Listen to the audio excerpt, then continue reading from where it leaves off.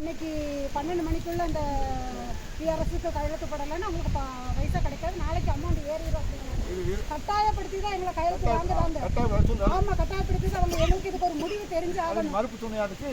நம்ம என்னைய கட்டாயப்படுத்துற காட்டில் உள்ளவங்களை விடுமுறை கொடுத்தாங்க. விடுமுறை கொடுத்தாங்க. அதே மாதிரி எப்படி கொடுக்குறாங்க சொல்லாது.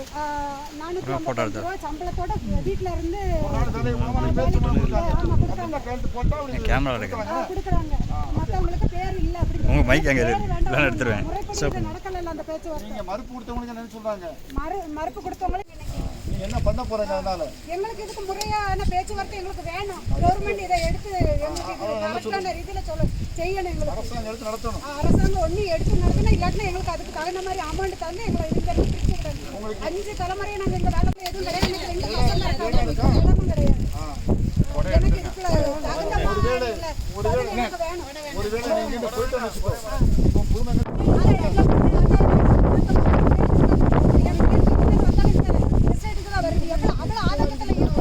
எங்க மனநல இன்னைக்கு சரியில்லை. அரசாங்கம் இதுக்கு அவங்க எவ்வளவு பணம் கொடுப்பதா சொல்றாங்க. அவங்க 2 லட்சம் ரூபாய் கொடுக்க 2 லட்சம் ரூபாய்க்கு 1 சென்ட் இடம் வாங்க முடியுமா?